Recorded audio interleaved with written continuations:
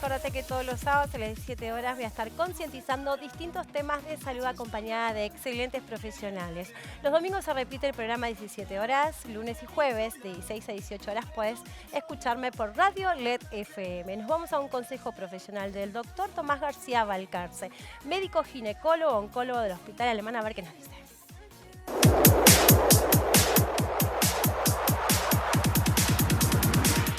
Buenos días, mi nombre es Tomás García Valcarce y en esta oportunidad la idea es hablarles acerca de algo que es muy común encontrar en los estudios de imágenes mamarias o específicamente en la mamografía, que son las microcalcificaciones. Las microcalcificaciones, muchas veces, si uno busca en internet o en distintos sitios, pueden figurar como el origen del cáncer de mama o me diagnosticaron un cáncer de mama a través de las microcalcificaciones y suele generar bastante miedo o disconfort en las pacientes cuando encuentran ese informe en una mamografía. Lo cierto es que la mama es un tejido que tiene mucha tendencia a agrupar calcio. Es un tejido que está originado para generar leche, por tanto sus células tienen esta capacidad de acumular calcio y por tal, cuando se mueren las células, se depositan en el tejido mamario depósitos cálcicos que se ven en las mamografías, ¿sí? De esto lo que quiero decir es que es habitual y es un componente, digamos, normal de la mama la presencia de macrocalcificaciones, incluso de microcalcificaciones que se ven habitualmente en las mamografías. Ahora bien, existe un momento, una situación en donde las microcalcificaciones se disponen en la glándula mamaria, en la foto esta que el médico ve o el imagenólogo ve, de una forma principalmente más agrupada en vez de estar dispersas en el tejido. Muchas veces las calcificaciones van junto con los vasos sanguíneos y eso es normal, pero a veces cuando es en forma focal, tienen una distribución especialmente que levanten alguna sospecha, es muy común que se realicen punciones sobre esas microcalcificaciones. Pero sabemos que el 80% de esas punciones son patología benigna, cambios benignos de la mama. Por eso, ante microcalcificaciones, lo primero que pensar es que son habituales y no preocuparse. Sin embargo, es normal que muchas veces indiquemos una punción de la mama para saber qué es lo que está pasando con ese tejido. Y no necesariamente implica un cáncer de mama. Bueno, simplemente quería concientizar acerca de este hallazgo imagenológico tan común para que no se generen preocupaciones. Muchas gracias. Muchísimas gracias, doctor. Un beso enorme a toda la familia. Bien, vamos a concientizar sobre el cáncer. Es una alteración biológica y genética de las células que componen los tejidos de nuestros órganos. El crecimiento descontrolado de las células puede dar lugar a un tumor o nódulo. 4 de febrero, Día Mundial contra el Cáncer. Hoy me visita el doctor Matías Chacón, médico especialista en medicina interna de la Universidad de Buenos Aires, especialista en oncología del Instituto Alexander Fleming, jefe de departamento de oncología clínica. Bienvenido, doctor. ¿Cómo está? Hola, Pin. ¿Cómo estás? Gracias por la invitación. Un placer. ¿Quiénes están más predispuestos a desarrollar un cáncer? El ser viviente, ¿sí? No el ser humano solamente, sino el ser viviente. Y cuanto más años vive uno, más riesgo de adquirir un tumor tiene. Como bien vos mencionaste, es una alteración en las células que no tienen control y ese no control en general está facilitado por muchos vehículos. En general, el más conocido es el envejecimiento celular, que nuestro cuerpo no tiene la capacidad de reparar daños que se van acumulando a lo largo del tiempo. Esos son factores no modificables.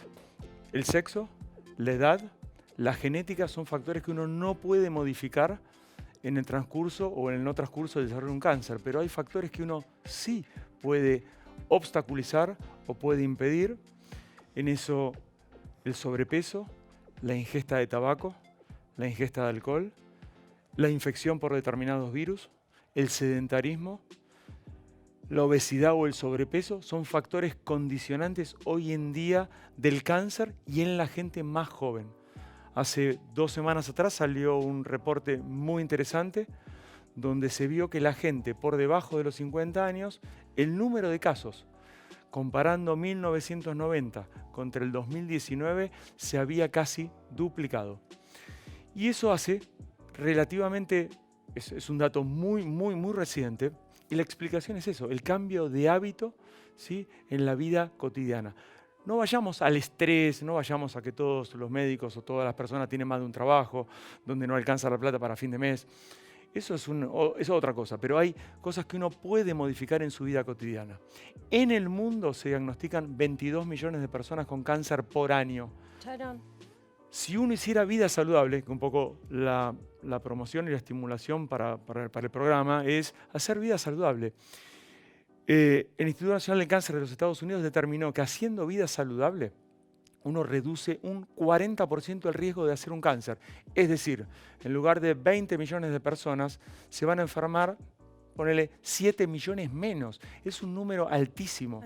Entonces, la educación primaria, esto es educación no solamente en los colegios primarios, secundarios, facultad, en todos lados, en la casa. En la ¿sí? casa, todo Entonces, comienza en la casa. El tabaco es un hacedor de cáncer. ¿Cómo estamos con el tema del tabaco? ¿Disminuyó? ¿Aumentó? Globalmente, en los últimos 20 años hay un descenso en la incidencia de cáncer de pulmón, que es el principal tumor que sigue matando a la gente. Es el uno de tumor los más agresivos, ¿verdad? Sí, pero es el tumor de mayor... No, es más difícil de tratar, pero hoy en día hay mucho conocimiento emergente, muchas drogas nuevas, muchas técnicas nuevas que uno puede mejorar los números en forma notoria. Pero que también, no es curable aún. En muchos casos la vida se ha prolongado tanto que la palabra cura también implica para muchos pacientes. Así que por eso no hay que ser tan taxativo y lo que no está hoy va a estar mañana, que eso también es importante. Pero el cáncer de pulmón era una anécdota en el 1900. ¿Por qué? Porque la gente no fumaba. Y hoy en día sigue siendo un flagelo grande para la humanidad. Y el tabaco es realmente un hacedor de cáncer. No solamente cáncer de pulmón, cáncer de mama en las mujeres, cáncer de cuello uterino, es un facilitador de cáncer de cuello uterino, de cáncer de colon, cáncer de laringe, cáncer de vejiga, cáncer de esófago. O sea que es un hacedor de cáncer. Y la gente, fíjate vos que hoy en día, acá en el estudio nadie fuma, antes la gente fumaba en los estudios, la gente fumaba en los consultorios, la gente fumaba en la sala de espera, la gente fumaba en el avión. Hoy en día eso ha bajado mucho y así como ha bajado, ¿sí? También bajó la incidencia de cáncer de pulmón. Entonces hay menos cáncer de pulmón que antes. Qué buena noticia que me da, doctor. El otro factor determinante también en esto es que uno lo tiene que tener en claro, es el alcohol. Te iba a decir, que el alcohol, ¿cómo estamos con el alcohol, doctor? Y el alcohol estamos mal. Si ves los números del Cedronar, que son... sí, ya estuve concientizando sobre el alcohol, es tremendo. Bueno, lo tremendo es que todos los años ingresan al padrón de gente que consume alcohol miles de chicos, de adolescentes. Entonces, el daño a largo plazo de eso va a ser impactante. El alcohol hoy en día, con los mismos estudios que te mencioné antes, se estima que es una de las principales causas de cáncer en las personas arriba de los 50 años. Entonces, concientizarse que el alcohol, que es un químico, es un químico. El etanol es un químico, ¿sí? Y eso provoca, ¿sí? alteraciones genéticas en las células y daños en el ADN y provoca cáncer. Entonces, uno no es para sacar la fiesta, porque hoy en día vos sabés que la sociedad está alrededor de una mesa donde la gente habitualmente toma y hay una reunión social, una fiesta, la gente se reúne a tomar. Y bueno, a largo plazo va a pasar lo mismo con el tabaco. Doctor, a veces me quedan algunas dudas, ¿no? Tantos años de concientizar y sobre todo en cáncer, porque hay personas saludables que se enferman de cáncer. Entonces, las plantas también hacen cáncer, los animales hacen cáncer, no fuman los animales, no toman bebidas alcohólicas. Supongamos que no hay antecedentes, ¿por qué? Porque sos un ser biológico. Así como a unos le dan la nariz más grande, otros las orejas más grandes. Bueno, genéticamente ¿sí? Hay también cierta predisposición hereditaria, pero uno vive en el contacto con el ambiente. Y hoy en día hay una cosa que se llama exposoma y cáncer, que es todo lo externo que te puede llegar a provocar cáncer. También son factores de riesgo, poquito que van sumando. Sí. En esos multifactoriales es muy difícil identificar la causa. La causa. Son probablemente pequeñas dosis de muchas cosas que en un individuo sí y en otro no. Bien. ¿Cuál es el cáncer más frecuente, el menos agresivo, y cuáles son los cánceres más agresivos? Más difícil de tratar, ¿sí? Si bien en Argentina no tenemos números porque no hay un registro de cáncer establecido para toda la población, hay algunos registros hospitalarios. En general nos miran desde afuera y hay un registro mundial, un observatorio del cáncer, donde Argentina aproximadamente por año, ¿sí? El diagnóstico es de 130.000 argentinos con cáncer y la mortalidad es aproximadamente en 65.000. De esos 130.000 personas que se enferman por año de cáncer, el más frecuente es el cáncer de mama, con 23.000, 24.000 casos. El segundo es el cáncer de colon con 15.000. El tercero, cáncer de pulmón, y el cuarto, cáncer de próstata. Esos son los 4 tumores más frecuentes del argentino. O sea que el cáncer de mama, ¿sí?, ocupa gran parte del tumor, de los tumores que habitualmente... Ahora en octubre, ustedes hacen la fiesta de Rosa, en octubre. Sí, el mes de octubre es un mes de concientización. Ya que estamos... Todas, en general, todas las alianzas contra el cáncer de mama, ¿sí?, están todas unidas en octubre. Este año también en noviembre, en la Rural de Buenos Aires, es el Congreso Internacional de Oncología Clínica, que va a reunir más de 3.500 especialistas. ¿Qué días? 8, 9 y 10 de noviembre. ¿Va a haber algunos remeras y todo eso para poder presentar? No solamente remeras, sino el mensaje. Hoy en día hay campañas, de una campaña que se llama Por la Vida, donde se trata de concientizar absolutamente. Donde tenés brócoli, tenés una sonrisa. Me encanta. Un dibujo, una mama. O sea, todas las cosas que traigan un poquito de felicidad. Que obviamente, cuando hablas de cáncer, que parece ser una... palabra no prohibida. Es una palabra, hoy en día no es tan prohibida como lo era antes. Claro, por suerte. Vos pensás que de los que estamos acá en la sala, 1 de cada 3 de nosotros va a ser un cáncer. Esa es la frecuencia hoy del cáncer. Es una enfermedad común. Es una enfermedad común. Y uno tiene que acostumbrarse y tiene que tratar de asimilar y hacer todo lo posible para no desarrollarlo. Doctor, se le tiene mucho miedo a la palabra cáncer. A veces hay profesionales que prefieren no nombrarla por ahí la palabra cáncer y no sé, y dicen otro nombre. A mí me gustaría que lo nombremos para que la gente se amigue con esa palabra. Porque, claro, se han mostrado tantas muertes sobre el cáncer que hay que decir que hoy avanzó muchísimo la medicina y hoy hay muchos tratamientos y todo detectado a tiempo. Ciertos cánceres son curables. Por ejemplo, ¿cuál? Sí, ¿cuáles? En realidad, todos los tumores que no son tomados a tiempo terminan siendo enfermedades que ponen en riesgo la vida del paciente. Porque yo debo decir, bueno, los tumores de páncreas son complicados, sí, son complejos, pero hay pacientes ¿Es muy común y frecuente, por ejemplo? No está dentro de los más frecuentes, pero hay en Argentina entre 5.000 y 7.000 personas con cáncer de páncreas nuevas al año. Hay pacientes que se curan, hay pacientes que no se curan. Hay pacientes con cáncer de mama que se curan, ¿y otro? El 80-85%, pero hay un 15% que no. Entonces, eso es claramente individual, por eso el ámbito de generalizar es difícil. Claro. Uno, si tiene diagnosticada una enfermedad, tiene que informarse, tiene que ir con el médico especialista, con el médico general, a tratar de nutrirse de conocimiento y poder salir de esa situación de la mejor manera. ¿Hay cánceres que son desarrollados por alguna enfermedad de transmisión sexual? Sí, hay muchos transmitidos en general. No es el cáncer que se transmite, vos no contagias un cáncer, no, contagias el vehículo que provoca el cáncer. Sí. En el caso más común y más conocido, alguna enfermedad de transmisión es el sexual. HPV. El virus del HPV es un generador de cáncer de cuello uterino, de cáncer de ano, de cáncer de pene, de tumores de la cavidad oral, por el cambio un poco de la conducta sexual hoy en día, pero es muy frecuente. El HIV también es una enfermedad marcadora de algunos tipos de tumores, los sarcomas de Kaposi. En la India, donde hay mucha hepatitis B y hepatitis C, el hepatocarcinoma son tumores propios del hígado, son muy frecuentes, que eso hoy en día se evitan con la vacunación. De la misma manera que el HPV en una población joven, está hoy en día las campañas bastante fuertes, no solamente de educación, sino de vacunación.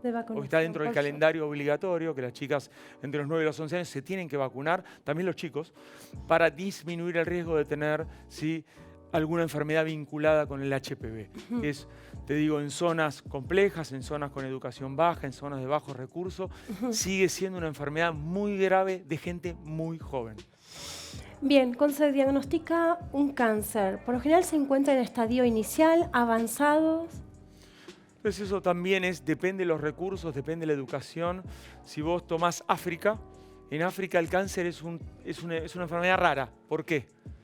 Es una enfermedad rara porque la gente no llega a vivir tantos años. Entonces, en África la gente se muere de infecciones, se muere de hambre. Entonces, el cáncer es una enfermedad infrecuente. Y los diagnósticos que se hacen son tardíos. ¿Sí?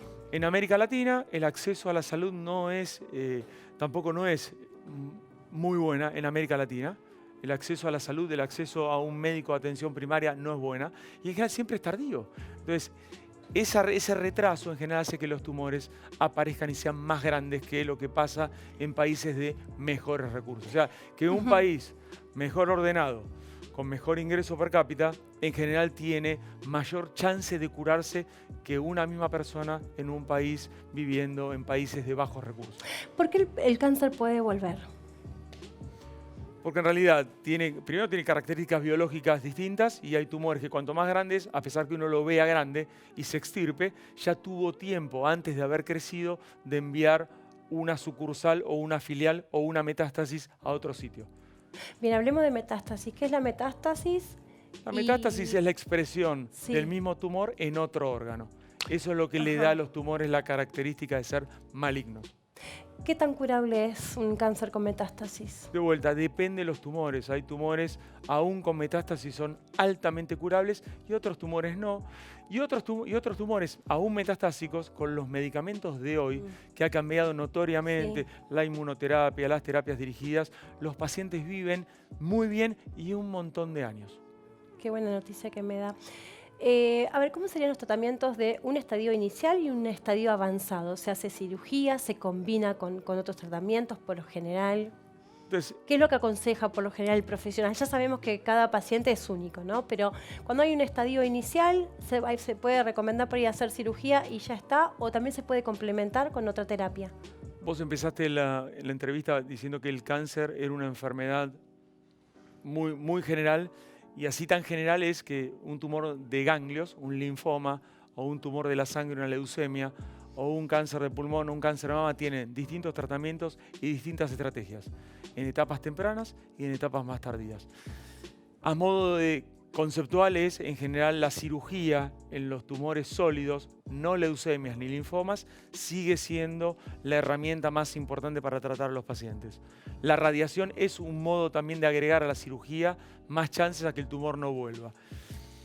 Ese sería el enfoque global. Sí. Y hay tratamientos preventivos desde hormonas o antihormonas o quimioterapia que también se hace en muchos modelos tumorales, como el cáncer de colon, el cáncer de estómago, el cáncer de mama, los tumores de cuello uterino, los tumores de endometrio. O sea que hoy en día el tratamiento de la enfermedad localizada en etapas tempranas, el cirujano sigue teniendo una participación fundamental. Bien, una vez terminado el tratamiento, ¿cómo sigue la vida de la persona?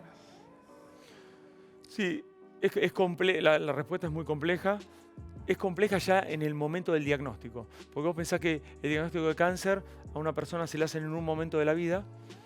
La gran mayoría de edades superior a los 60 años, pero hoy en día el cáncer entre los 20 y los 49 años ha aumentado mucho en el último tiempo. Entonces, es gente que está activa laboralmente, activa socialmente, activa familiarmente. Entonces, eso repercute muchísimo, no solamente el tratamiento o después del tratamiento, sino el mismo diagnóstico. Por eso es fundamental que el paciente nunca esté solo, esté con familia, con amigos y con un núcleo también de médicos o de institución que lo trate de acobijar en todos esos aspectos. ¿Qué opina de la psico-oncóloga, por ejemplo?